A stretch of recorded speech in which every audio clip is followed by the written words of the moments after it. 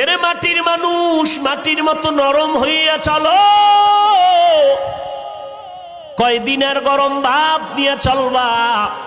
গরম ভাব দেখাইয়া নমরুদ টিকতে পারে নাই, সাদ্দার টিকতে পারে নাই, কারুন টিকতে পারে নাই, আবু জাহাল টিকতে পারে নাই। এক এক করে সব বিদায় হয়ে গেছে।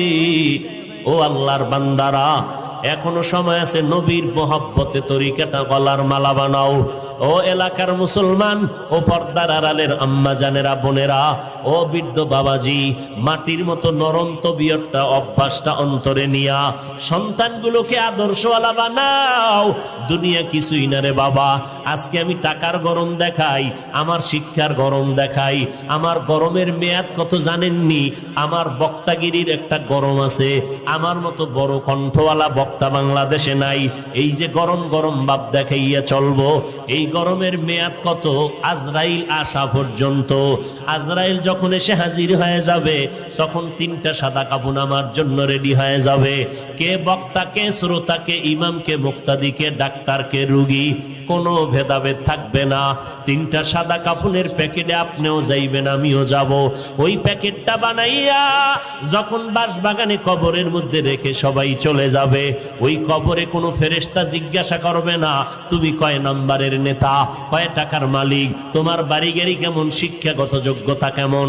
আমি হাফিজুর রহমানকে যেই প্রশ্ন করবে, আপনাকে সে একই প্রশ্ন করবে। সমস্ত কবরওয়ালাদের 3টা প্রশ্ন করবে। রবের পরিচয় দাও, ধর্মের পরিচয় দাও, রাহমাতুল লিল আলামিনের পরিচয় দাও। এই 3টা প্রশ্নের জবাব যারা দিতে পারবে, মদিনার নবী বলেন তাদের কবর হবে রওজাতুন মির রিয়াজিল জান্নাহ। আর যারা জবাব দিতে পারবা না, তাদের কবর হবে হুফরাতুম মিন হুফারিন নার। ও আল্লাহর বান্দা, কয়দিনের যৌবনের বাহাদুরি করবি? আরে আল্লাহর বান্দা, আমার আল্লাহ কেমন দয়াময় মালিক। আল্লাহ বলেন সব মাখলুক তোমার গোলাম বানায় দিলাম। আসমানটাও তোমার গোলাম, সূর্য তোমার গোলাম, জমিন তোমার গোলাম, বাতাস তোমার গোলাম। কেমন গোলাম দেখছো নি? সূর্যের তাপ তোমরা ব্যবহার করো, নিতেছো, গ্রহণ করো, কোনো বিল নেই। আমি আল্লাহ পানি দিলাম ফ্রি, কোনো বিল নিলাম না। আমি আল্লাহ বাতাসটাও ফ্রি করে দিলাম, কোনো বিল চাইলাম না রে গোলাম। মাটির সৃষ্টির মানুষগুলো তোর সম্মান দিলাম সবার উপরে বাড়াইয়া।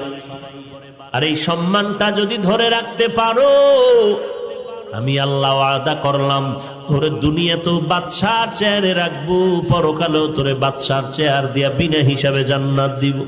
আর এই বাদশাহী যদি চা